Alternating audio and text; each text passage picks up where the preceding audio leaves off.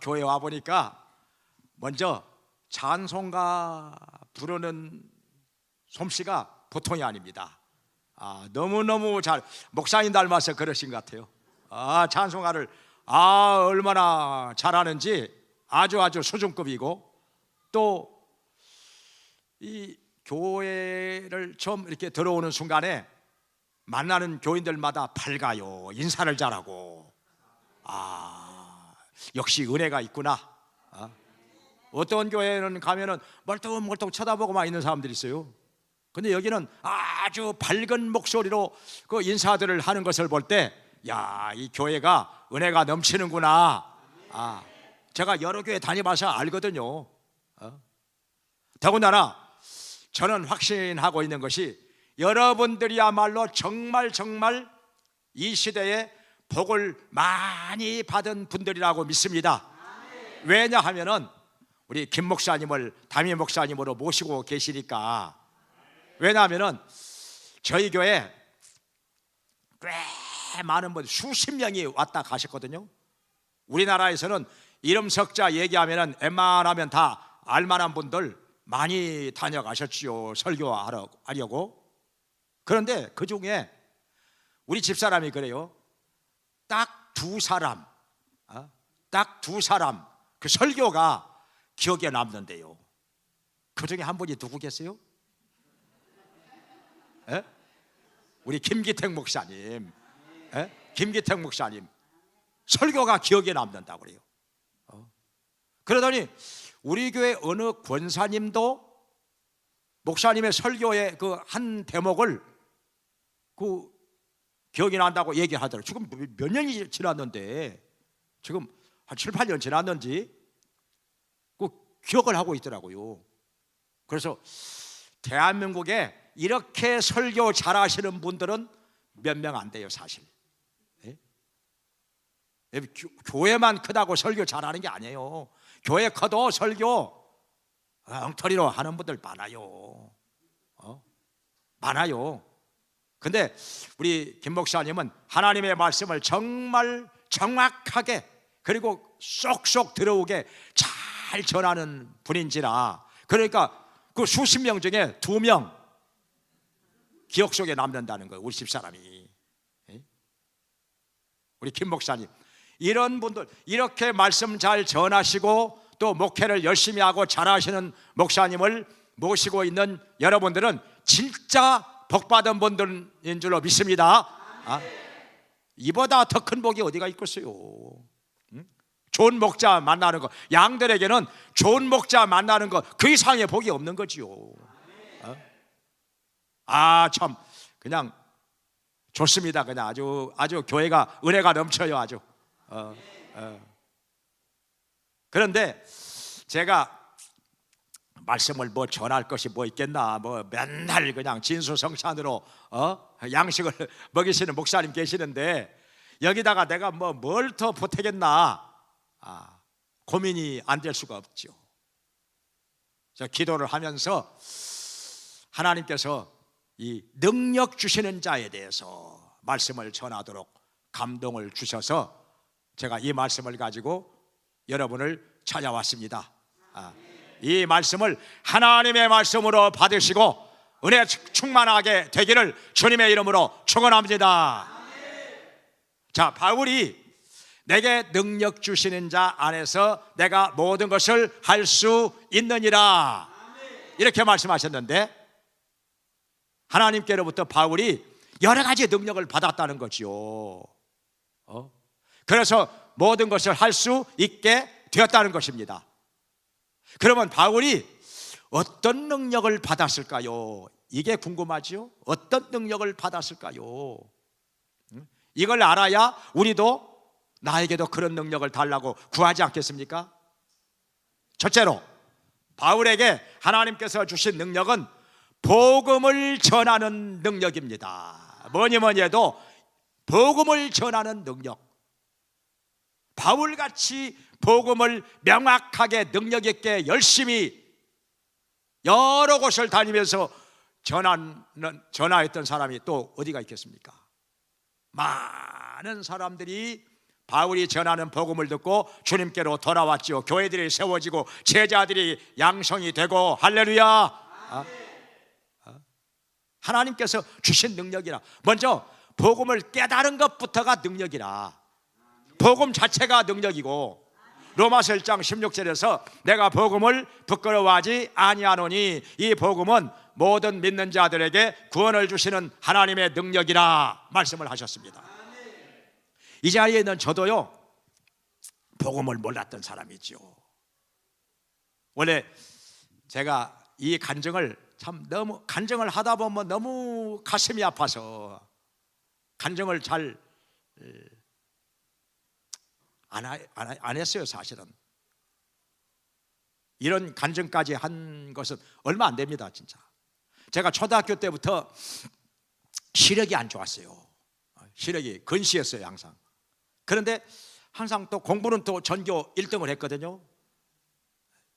그래가지고 그때는 평준화가 안 됐을 때라 고등학교도 그 지방의 명문 고등, 우리 학교가 그때 서울대 1년에 70명 들어갔으니까 거기서 제가 우수만에 들어갔거든요. 근데 거기서 또 영어를 칠판에다 가득 써놓고 암기를 하는데 저 혼자 외웠지요. 2번 타자가 안 나오더라고요. 평균 IQ가, 저희 학교 평균 IQ가 124였어요. 전라남북도에서는 가장 그 평균 IQ가 높은 학교. 그런데 거기서 또 우수반.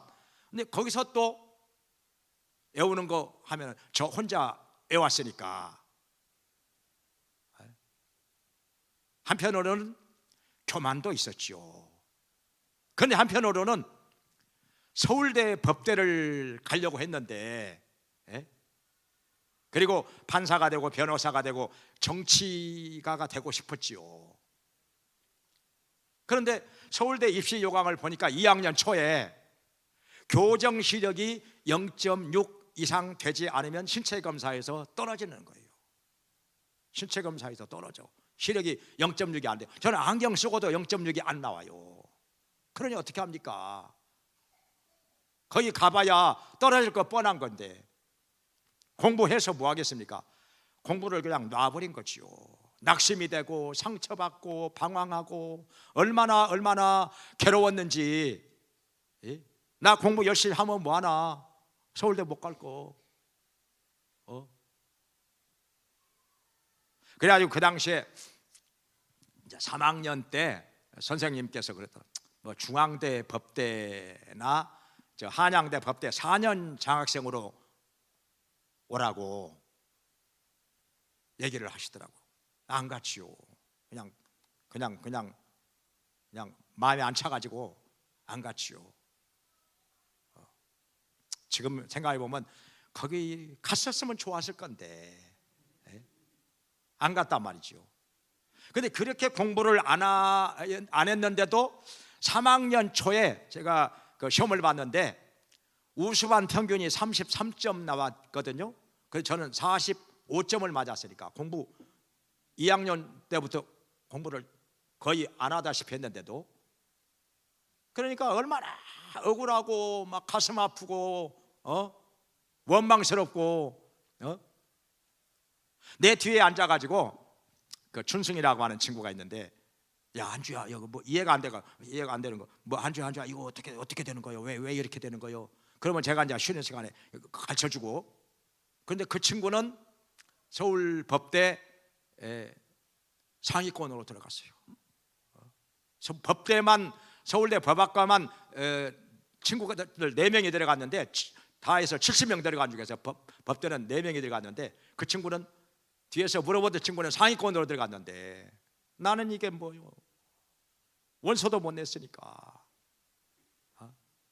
너무너무 막 가슴에 맺힌 것이 많은 거예요. 억울하고 막 가슴 아프고 괴롭고. 그러다가 교회는 제가 주일학교도 조금 다녔었고 근데 믿음이 없었어요. 고등학교 때도 조금 다녔었는데 믿음이 없었고, 고등학교 졸업하고 나서도 조금 다녔는데 믿음이 없고, 그 마음이 내키면 그냥 주일날도 나가고 수요일날도 나가고 그러다가 또 좀 안 나가게 되면 한 달도 쉬다가 두 달도 쉬다가 석 달도 쉬다가, 근데 또 신방도 안 와요, 또 교회에서. 왜 그런지. 설교만 들으면 제가 안 졸고 들은 적이 제 기억에 없습니다. 설교만 들었다면 졸아요. 어쩔 때는 아예 엎어져 가지고 그냥 침까지 흘리면서 졸았으니까. 찬물로 세수를 하고 들어가도 졸리는 건 마찬가지예요. 그런데 저를 누가 붙잡아 주는 사람이 없는 거예요. 집에서 성경 한 장 읽어보는 거 제가 몰랐으니까. 찬송 가도 맨날 찾다 보면 그냥 반 지나가고, 주기도문도 그냥 하다 보면 그냥 절반 지나고, 찾다 보면 하도신경도 찾다 보면 절반 지나고, 애우질 않았어요. 애우려고 하면 금방 애우지요. 근데 안 애운 거지요. 교회 가면 누가 이렇게 안내해주고 붙잡아주고 잘 이렇게 인도해주고 이런 사람이 있었어야 되는데 없었어요. 근데 저희 선배 한 사람이 저를 이제 항상 이렇게 같이 다니고 그랬는데, 꼭 예배 마치고 나면 한주야 가자 해가지고 꼭 막걸리집으로 데리고 와요. 예배 마치고 나면 2부 순서로 꼭 막걸리집으로 데리고 가. 그러니 무슨 뭐 믿음이 생기겠어요. 나중에는 교회를 그만두고 교회를 안 다니고 기독교인들을 핍박을 하기 시작한 것입니다.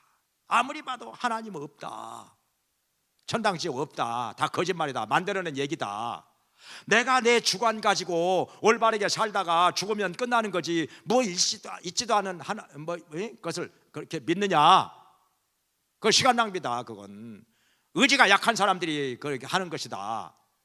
이렇게 하면서 많은 기독교인 친구들을 핍박을 했지요. 강제로 끌어다가 막걸리 마시게도 하고. 그러니까 교회 다니는 친구 중에 한 사람이 저를 보고 사탄이라고 그러더라고. 사탄이라고. 진짜 맞아요. 제가 사탄의 앞잡이 노릇을 했으니까. 그렇게 교만하고 방황하고 또 어떤 한편으로 또 절망감 속에서 그렇게 살다가 21살 때 실명을 하게 된 거예요.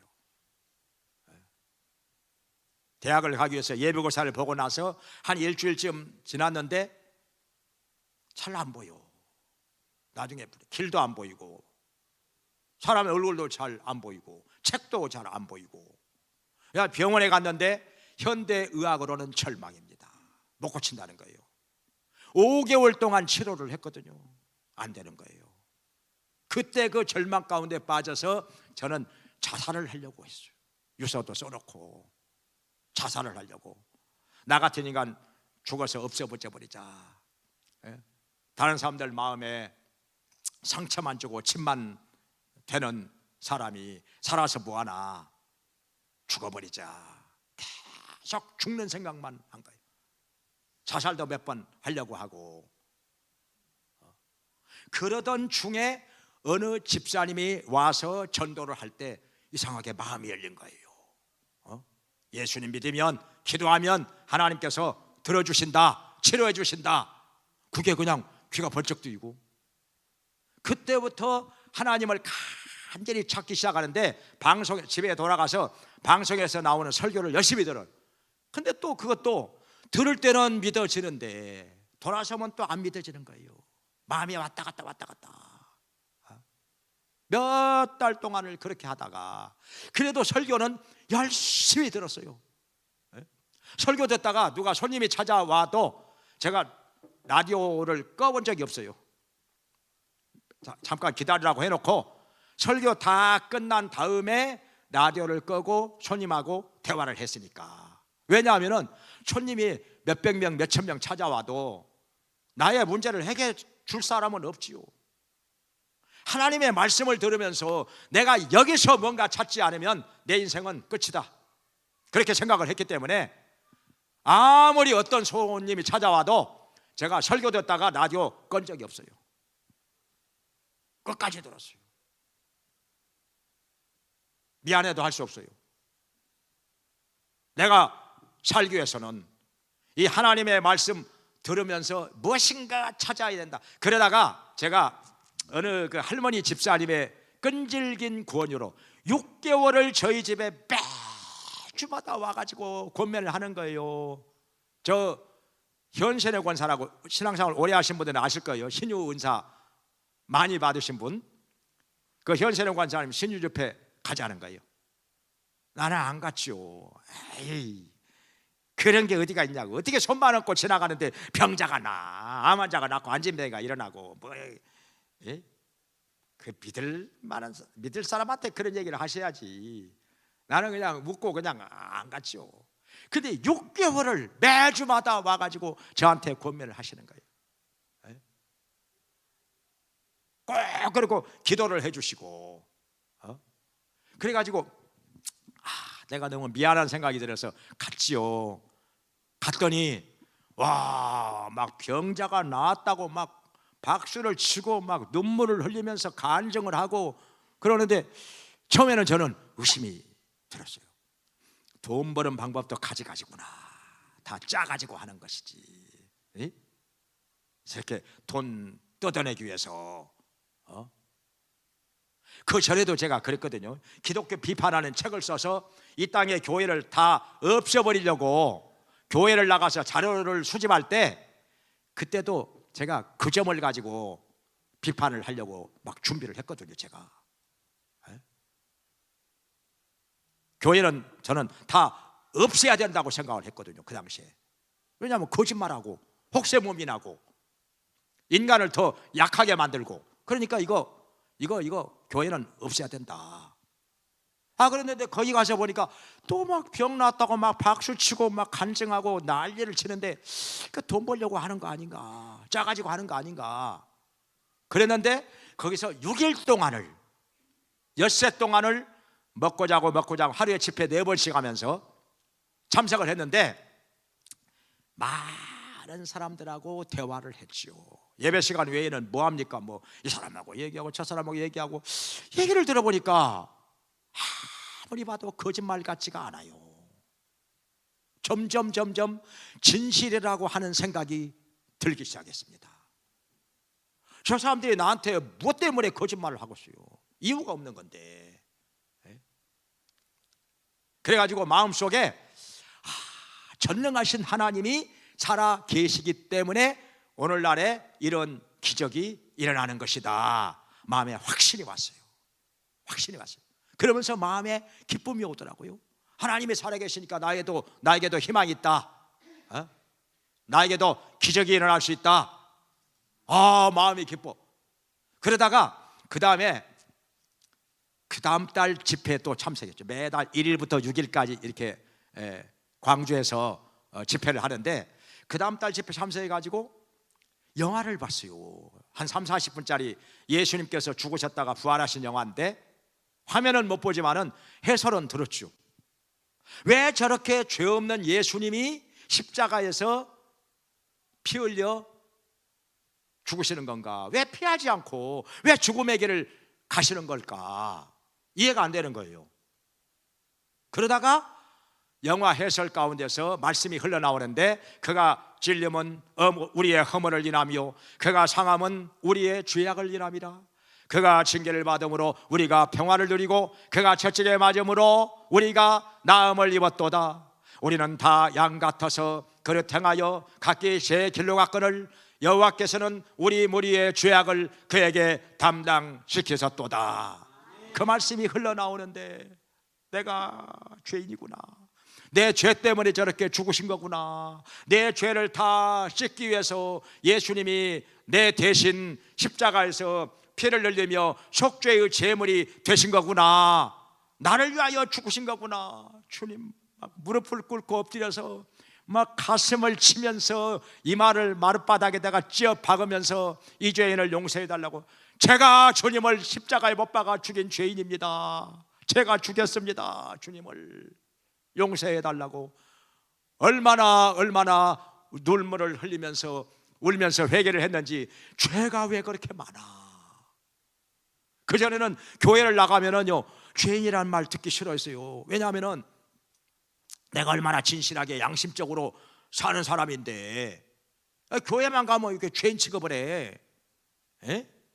내가 누군 줄 알고. 그리고 공부를 이렇게 항상 전교 1등을 하다 보니까 매맞을 짓을 해도 내가 잘못하면 선생님들이 배를 안 때려요. 나는 안 때려. 항상 나는 특별 대우요. 도서관에 자리가 없어도요 다른 애들 다 돌려보내. 그리고 내 자리는 남겨놔요. 그리고 나한테는 책을 2권씩 빌려주셔. 그래가지고 매일 책을 3권씩 읽었으니까 초등학교 시절에. 그런데 교회만 가면 내가 누군 줄도 모르고 그냥 무조건 죄인 취급을 하는 거예요. 그냥. 그랬는데 내가 하나님 앞에 나 자신을 비춰보니까 내가 진짜 너무너무 죄가 많아. 죄인 중에 죄인이었어요. 회개를 해도 또 나오고 또 나오고 또 나오고 또 나오고 또 생각나고 또 떠오르고 막 울면서 회개를 하고 있는데 1시간 지나고 2시간 정도 지났을까요? 영화는 벌써 끝나버렸고 사람들 다 가버렸어요. 나 혼자 무릎 꿇고 엎드려가지고 막 하염없이 울면서 회개하고 또 회개하고 또 회개하고 또 회개하고 그러다가 내 마음속에 확신이 생기더라고요. 구원받았다, 평안이 생기고 천국 간다, 소망이 생기고 그때부터요 기도의 문이 열리더라고요. 그전에는 기도를 하면은 1분을 못했어요. 아무리 생각을 해도 1분은 안 돼요. 몇 마디 하고 나면 없어. 더 이상 할 말이 없어. 그래가지고 동성기도 할 때 다른 사람 기도하는 거 막 엿들어보고 그랬거든요. 이렇게 엿들어보고 뭐 저렇게 할 말이 많아, 이 사람은 뭐 저렇게 할 말이 많아. 그랬는데 제가요 예수님 만나고 나니까, 구원을 받고 나니까 기도가 열리면서 막 30분, 1시간, 2시간도 하는 거예요, 기도를. 그리고 기도할 때마다 응답이 오는 거예요. 하나님이 역사하시는 거예요. 막 체험이 생기는 거예요. 할렐루야. 진짜 전능하신 하나님께서 살아계셔서 저를 만나주시고 구원해 주신 것입니다. 할렐루야. 너무너무 막 마음이 평안하고 기쁘고 막 죽으려고만 했던 사람이 그때부터 제가 전도를 하기 시작했어요. 처음에는 우리 집에 오는 사람마다 붙잡고 복음을 전했죠. 예수님 믿어야 된다, 하나님 살아계신다.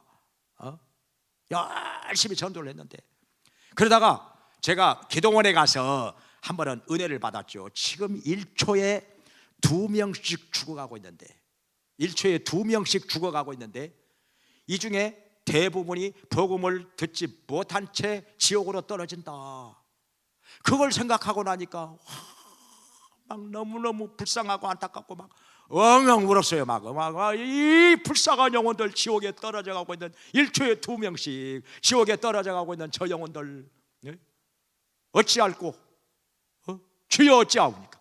막 엉엉 막 울면서 내가 안 되겠다, 손잡고 돌아다녀. 그래가지고 교회 청년들, 학생들하고 막 손잡고 우리 시골 그 면에 30개 마을이 있어요. 30개 마을을 평균 5번 정도 돌아다녔으니까 마을마다 집집마다 마을마다 집집마다.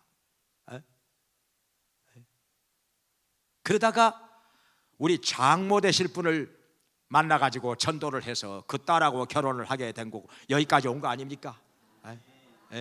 하나님의 섭리가 놀라워요. 참 전도하러 다니면은요, 첫째는 창피해요. 왜냐하면 우리 고향 사람들은 저를 다 알거든요. 공부 좀 하고 또 저희 아버지가 공무원이시고 하니까, 그리고 또 제가 또 그 단체 활동한다고 많이 또 돌아다녔어요. 거기다가 또 축구를 좋아해가지고 축구 하면은요 점심 안 먹고 하루에 4게임도 뛰어봤어요. 미쳐가지고. 그래갖고 축구하다가 이렇게 얼굴을 이렇게 한번 싹 문질러 보면요 소금이 떨어져, 하얀 소금이 얼굴에서. 그 정도로 축구를 좋아하고 그랬는데 아는 사람이 얼마나 많아요, 아는 사람이. 그런데 이렇게 이런 모습으로 남의 손에 붙들려 가지고 안 못 보는 사람이 돼 가지고 이렇게 나타나서 예수 믿으라고, 죽기보다 싫은 거예요 이게. 근데 우리 주님께서는 나한테 복음을 전하라고 명령을 하시니까 너희는 온 천하에 다니며 만민에게 복음을 전파하라 말씀을 하셨는데 순종하지 않을 수가 있나요? 내가 다니는 성하니까 다니면서 복음을 전해야지. 막 창피하고 어쩔 때는 창피하고 사람들한테 나타나기도 싫고 얼마나 마음에 갈등이 생기는지. 근데 엎드려서 기도를 하면은 막 성령의 불이 뜨겁게 역사를 하는 거예요. 내가 그 창피한 것이 문제냐, 사람들이 뭐라고 하는 것이 문제냐, 나를 통해서 저 천하보다 귀한 영혼들이 한 사람이라도 구원을 받게 된다면 내가 뭘 못하겠느냐. 한 영혼이라도 구원을 받는다면 내가 뭘 못하겠느냐. 죽음인들 내가 못하겠느냐. 가자, 나가서 전도하자.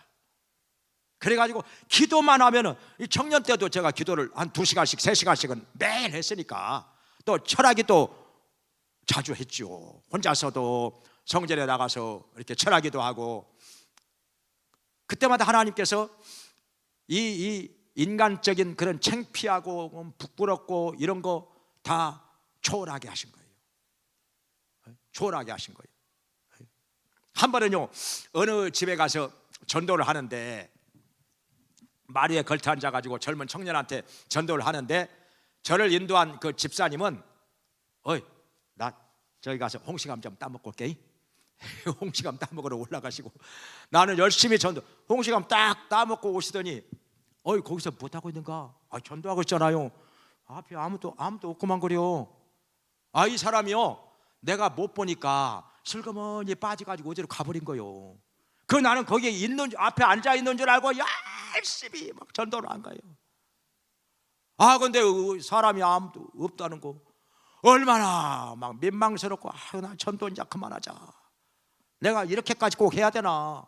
전도 그만하자. 그야말로 그래도 또 기도만 하면은 막 성령의 불로 하나님이 역사하시니까 막 미쳐가지고, 전도에 미쳐가지고 막 이 30개 마을을 그냥 평균 한 5번씩 갔으니까요. 어느 마을에 가서는 할아버지들이 이렇게 쭉 여러 번 이렇게 앉아 계실래, 막 전도를 하다 보니까 그냥 1시간을 한 거예요. 그냥 막 얼마나 막 열배를 더했다지.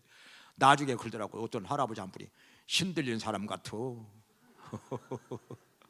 한 번은 어느 마을에 갔더니 그 마을 회장이, 그 이장이 저하고 같은 종씨라 그 회관에다가 방송을 해가지고 사람들을 모아주더만요.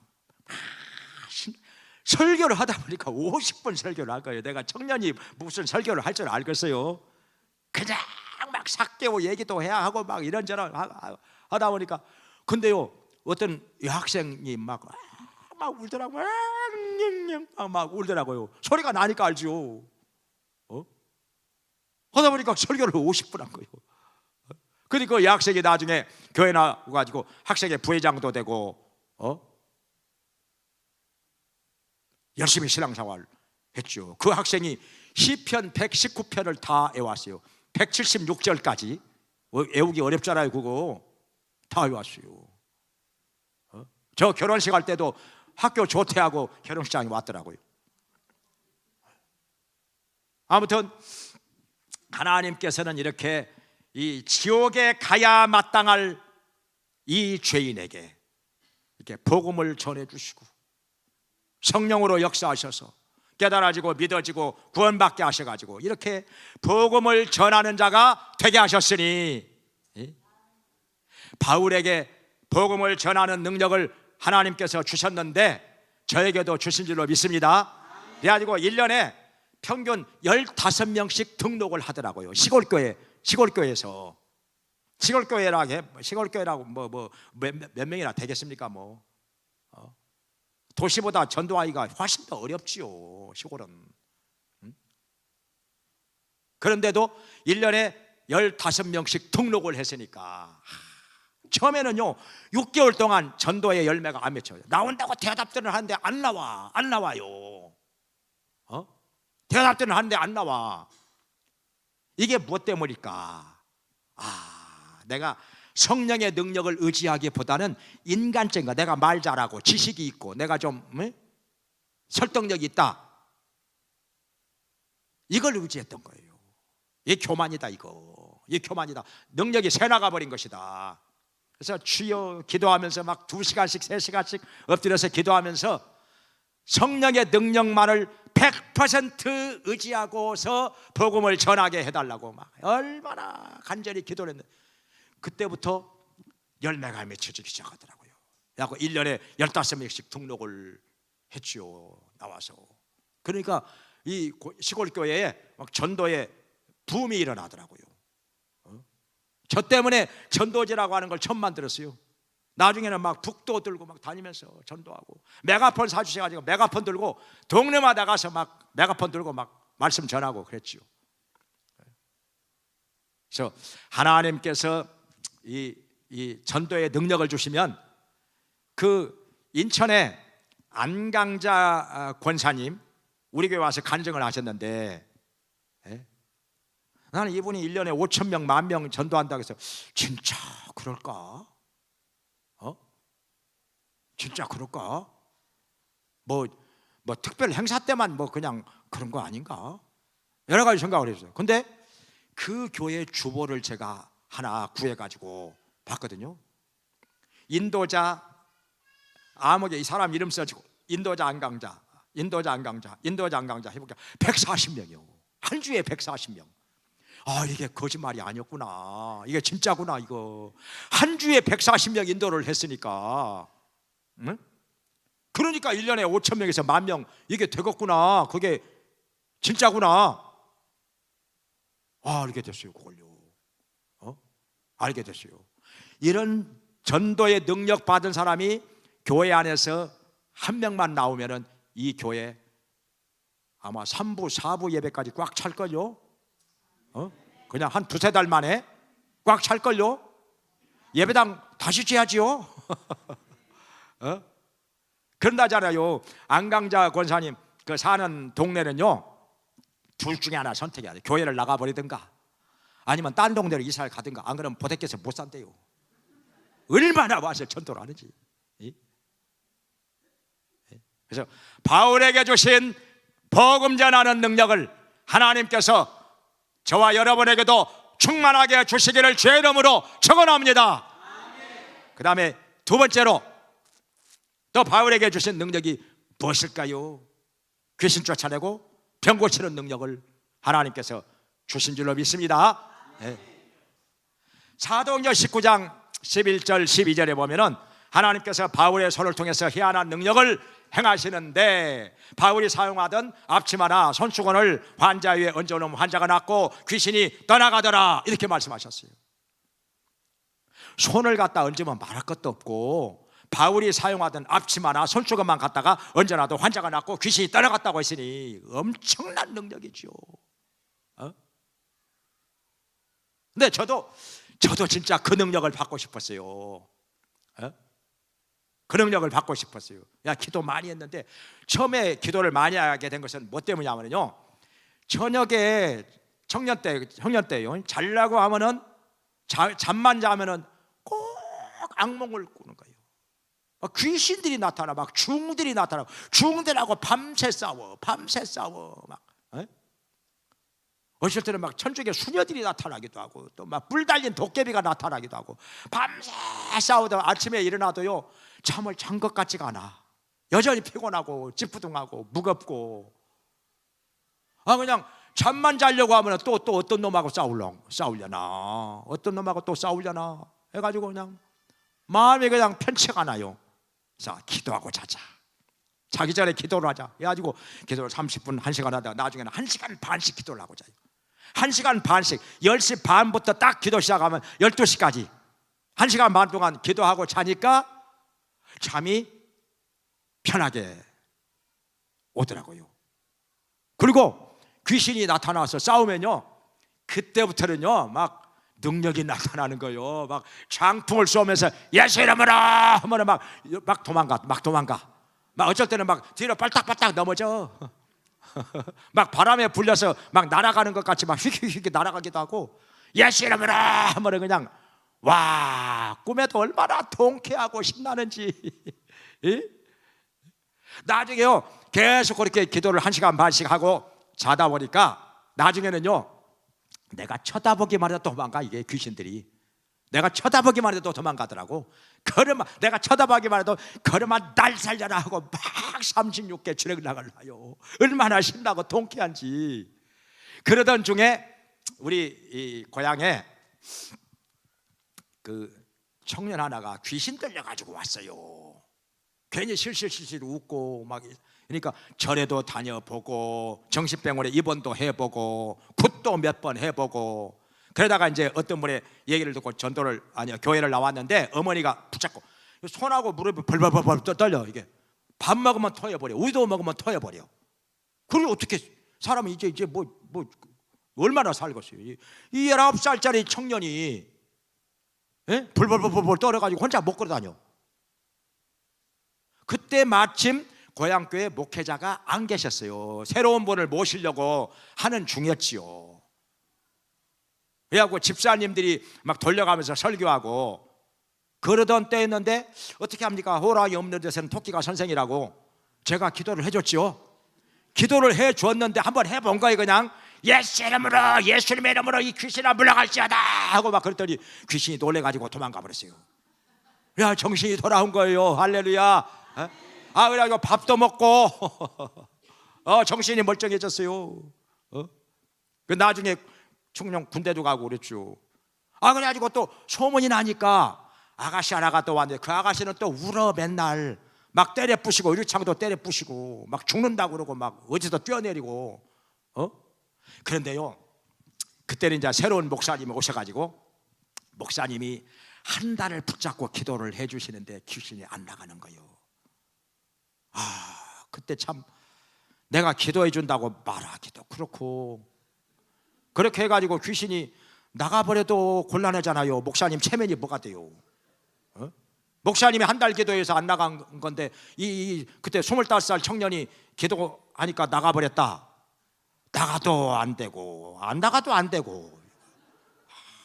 그래서 내가 안 했죠. 한 달 동안 내가 그랬는데 이 아가씨가 한번 도망을 갔어요. 도망을 갔는데 귀신이 들어가 놓으니까 얼마나 힘이 센지요. 남자 셋이서 그것도 남자 셋 다 힘께나 쓴다는 사람들이요. 그 중에 한 사람은 키가 186에 80kg요. 그런데 이 아가씨가 한 번씩 밀어버리면요 길바닥에 통통 나가 떨어져. 이 아가씨를 못 데려와. 남자 셋이서. 그 중에 남자 한 분은 힘이 얼마나 센 거 아니? 시골에 벽가마 있잖아요. 벽가마 50가마를 트럭에다가 휙휙 던져서 실은 사람이요. 그래가지고 막걸리 한 발 따내켜서 따먹었다고 늘 간증하는 분이요. 그 집사님이. 그런데 다 소용없어. 이 아가씨가 밀면 한 번씩 밀면 다 통통 나가 떨어져. 그래가지고 그 목사님 사모님이 가셔가지고 주야 하고 기도하니까 따라오더래요. 그때는 내가 할 수 없어. 그 불쌍하더라고. 자매가 불쌍하더라고. 그래갖고 청년들 마침 철학기도 할 때라 내가 데려오라 해가지고 한번 기도 한번 해줬는데 귀신이 나가버렸어요. 할렐루야. 근데 이게 할렐루야 해야 되는지 모르겠어요. 목사님의 입장이 뭐가 돼요? 미안하고 그냥 아주 그냥 난처하고 좀 그래요. 그냥 목사님이 한 달 동안 붙들고 기도했는데 안 나가던 귀신이 이 일개 청년이 그때 제가 26살이었는데 26살짜리 청년이 그냥 기도 한번 하니까 나가버렸으니까 그리고 정신이 멀쩡하게 돌아와가지고 호박도 한시로 해왔다니까요. 잔치버렸다니까요. 그래가지고 그 마을에서 6명이 새로 교회를 나오게 돼요. 하나님 살아계신다 해가지고. 그래가지고 구역이 하나 생겼어요. 아까 그 19살짜리 청년 그 청년 마을에서는 11명 나왔어요. 하나님 계신다 해가지고 11명이 나와 구역이 생겼죠. 구역이 생겼죠. 그래가지고 참 그러니 교회가 막 부흥이 되는 거예요. 막 그런 기적을 통해서 막 여기저기서 사람들이 나오니까 나중에 소문이 나니까 막 오토바이 타다가 넘어져가지고 머리 다친 사람도 나오더라고. 아무튼 하나님께서 오늘날 이 시대에도 열심히 간구하는 자들에게 이런 능력을 주시는 줄로 믿습니다. 예수님의 제자들이 그 간질하는 귀신이 들어간 그 청년, 아버지가 데려왔는데 귀신이 안 나가지요. 예수님 오셔가지고 쫓아냈는데 예수님께 물어요. 제자들이 우리는 왜 안 나갔습니까? 귀신이. 그러니까 뭐라고 말씀하시죠? 기도 외에는 이런 유가 나갈 수 없느니라. 기도 외에는, 기도하면, 정말 기도하면, 하루에 그냥 몇 시간씩이라도 기도하면 하나님께서 귀신을 쫓아내고 병든 자를 고치는 능력을 주시는 줄로 믿습니다. 병든 자를 위해서 기도하면요, 병든 자가 막 그 자리에서 낫기도 하고 그러더라고요. 암 환자 위해서 기도하면 암덩어리 막 쏟아버리고 낫기도 하고. 하나님께서는 오늘날 우리들에게도 똑같은 능력을 주신다는 거. 그 능력을 받아가지고 이 지역사회를 완전히 하나님의 능력으로 뒤집어 놓기를 주님의 이름으로 축원합니다. 그 다음에 세 번째로 또 바울에게 하나님께서 주신 능력, 어떤 형편에서라도 자족하며 살 수 있는 능력을 주셨다는 거예요. 오늘 여기 본문에 내가 풍부에 처할 줄도 알고 빛에 처할 줄도 알고 모든 일에 배부르며 배고픔과 풍부와 궁핍에도 일체의 비결을 배웠나니 내게 능력 주시는 자 안에서 내가 모든 것을 할 수 있느니라. 하나님이 능력을 주시니까 어떤 형편에서라도 자족하며 기뻐하며 사명 감당하는 능력을 주셨다 이런 거예요. 바울이 얼마나 힘들었습니까? 삶이 간 데마다 핍박받고 버림받고 돌을 던지고 막 매를 맞기도 하고 감옥에 갇히기도 하고 헐벗고 굶주리고 쫓겨다니고 도망다니고.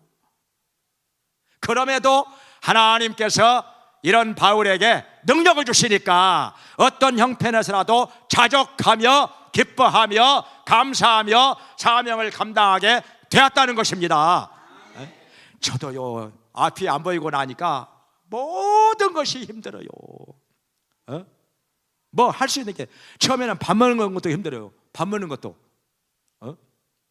그래가지고 밥을 무조건 비벼 먹어. 무조건 비벼 먹어. 야, 우리 후배가 와가지고 그러더라고. 비빔밥 인생이네. 비빔밥 인생이요. 어떻게 해요? 반찬 집어먹는 게 그것도 불편하니까 그냥 무조건 비벼 먹어. 그냥 화장실 가는 것도 힘들어, 세수하는 것도 힘들어, 뭐 하나부터 열까지 다 힘들어요. 그러다가 이렇게 나중에 신학교를 갔는데 공부하는 게 힘들더라고요. 1학년 막 들어가자마자 헬라어 공부를 하는데 이건 뭐 언제 헬라어 뭐 해봐야 알파, 베타, 감마 정도는 그 물리학 시간에 배웠으니까 나머지는 뭐 글자 모양도 모르겠고 칠판에다 글씨를 써가면서 막 이것은 이것이고 저것은 저것이고 그래도 나한테는 이것이나 저것이나 똑같아. 이것이나 저것이나 뭐 이해가 안 되는 거 이해가. 그래가지고 날마다 학교를 이거 그만둬야 되나? 내가 잘못 왔나? 해가지고 교회 학교 수업 끝나고 나면 교회 기도실에 가서 1시간 반씩 2시간씩 막 부르짖고 기도를 한 거예요. 주님 어찌하오리까? 이렇게 해가지고 공부가, 저는 점자를 못 배웠거든요. 21살에 실명을 하고 나니까 이 감각이 둔해가지고, 그리고 시골에 처박혀 살다 보니까 언제 점자 배울 기회도 없었고 나중에 해보려고 하니까 안 돼요. 감각이 둔해가지고. 그래가지고 기도를 하는데 하나님께서 계속 날마다 1시간 반씩 2시간씩 막 기도하고 부르짖고 능력 달라고 막 공부할 수 있게 해달라고 간구하는데 하나님께서 능력을 주시는 게 조금씩 느껴지더라고요. 야, 우리 집사람이 공부할 때 헬라어도 알파, 베타, 감마, 델타, 엡실론, 제타, 에타, 세타, 이오타, 카파 이렇게 다 내 손 잡아가지고 이렇게 그려주면서 그러면 이제 머릿속에다 외우는 거죠. 다 안에 문법 외우고 그렇게 가지고 헬라어, 히브리어 다 A+ 맞았어요.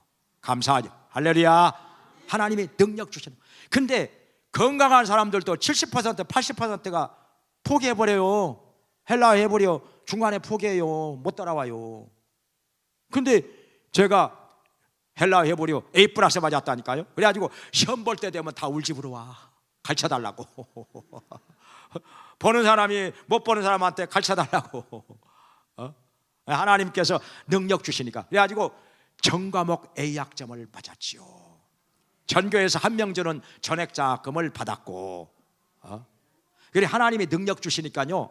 그 성경도 이렇게 열심히 외우고 막 듣고 귀로 들어가지고 듣고 또 암송하고 방송에서 설교 나올 때도 막 성경 구절 막 암송해가면서 듣고 그런데 신학교 1학년 때 그 100문제 주관식 100문제 성경 고사 봤는데 4학년까지 해서 1등을 했다고 하더라고요.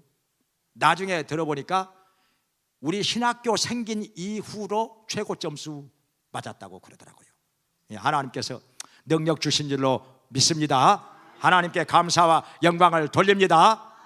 공부하는 능력도 주시더라고요. 이 환경이 이렇게 열악한데도 공부하는 능력을 주시더라고요.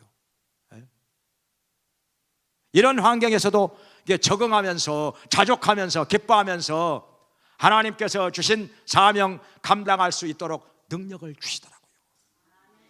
바울에게 주신 능력, 어떤 형편에서라도 자족하며 기뻐하며 감사하며 사명 감당하는 능력 여러분에게도 주시기를 주님의 이름으로 축원합니다. 그 다음에 네 번째로 어떤 능력을 또 바울에게 주셨을까요? 이건 잘 모르더라고요 사람들이.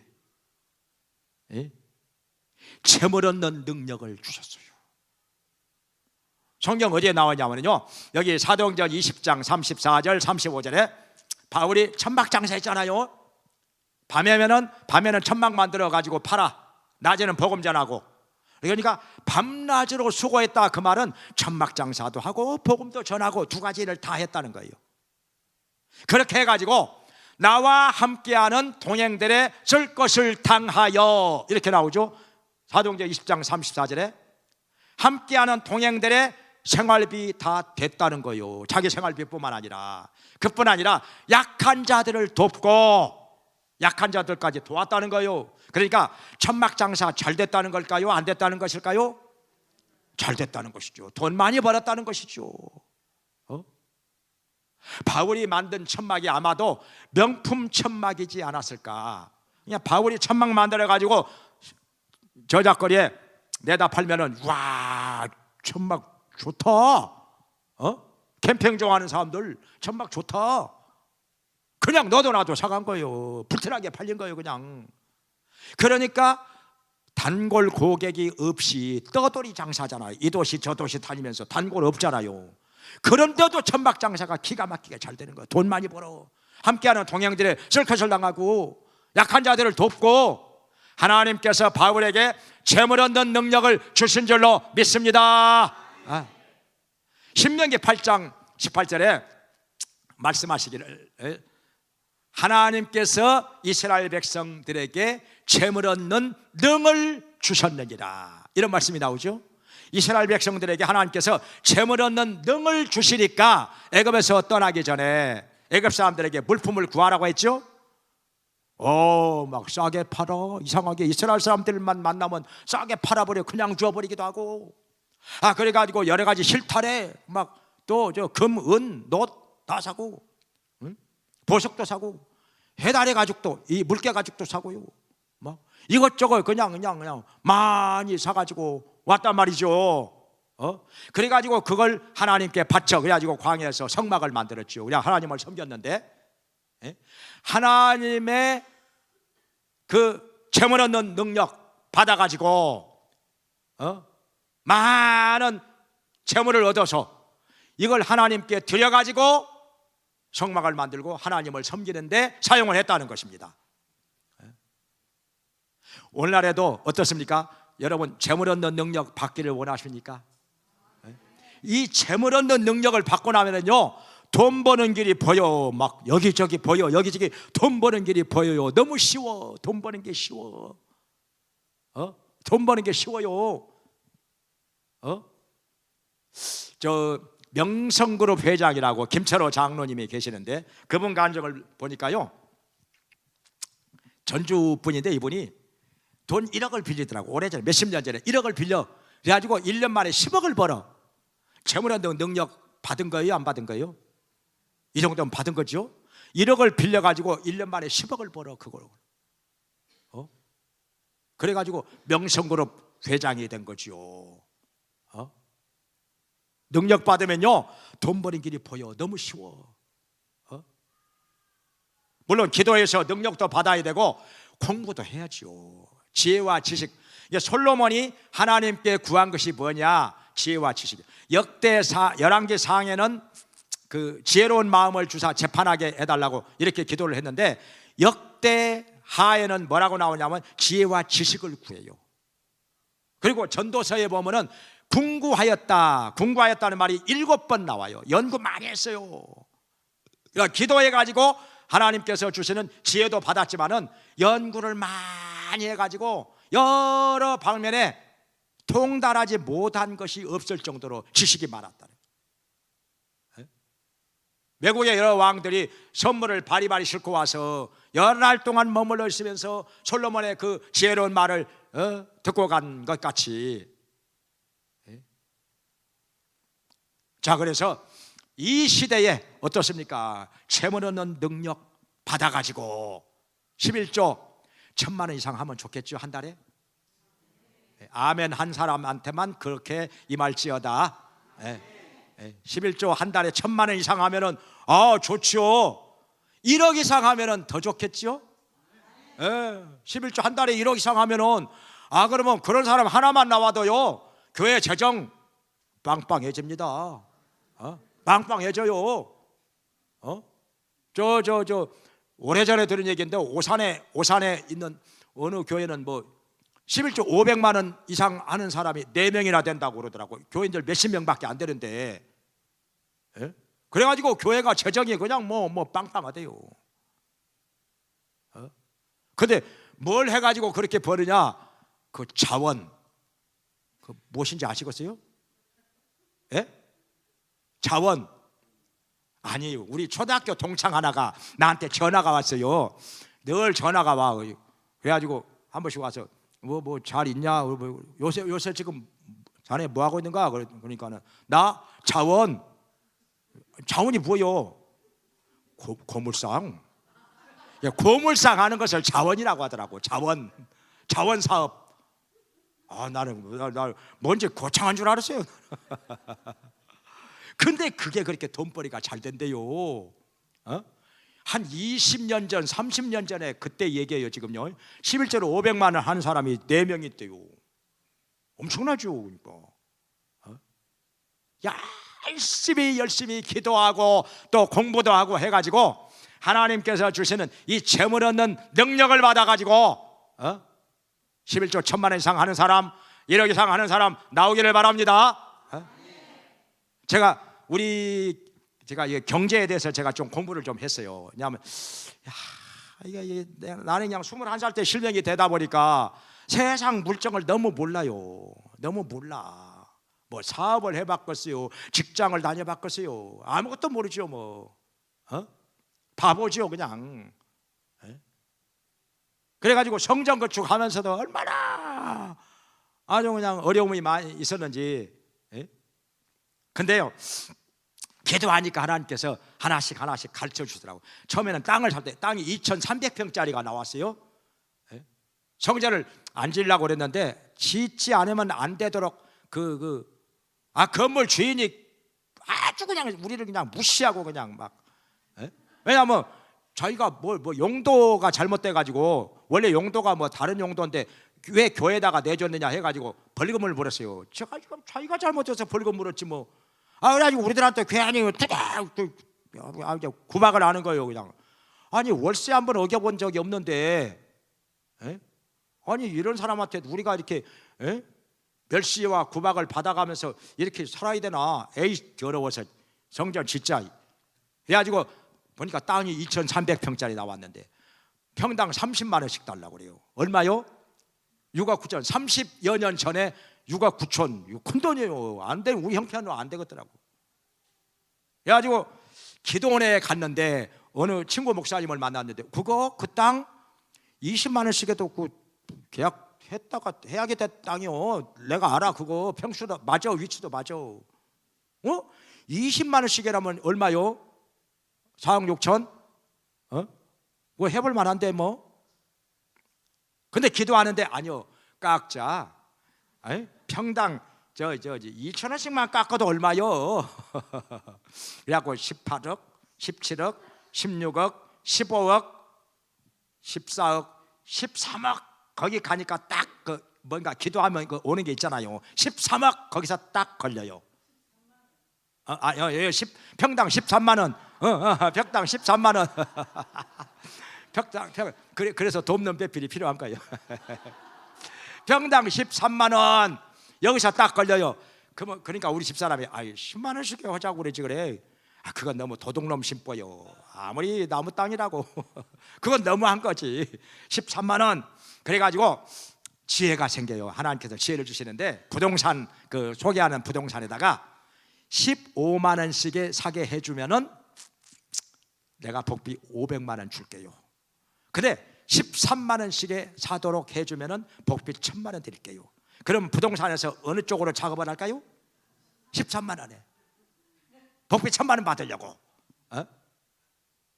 그 부동산에서 이렇게 하자는 대로 이렇게 대부분 가잖아요. 부동산이 다 좌지우지 하잖아요.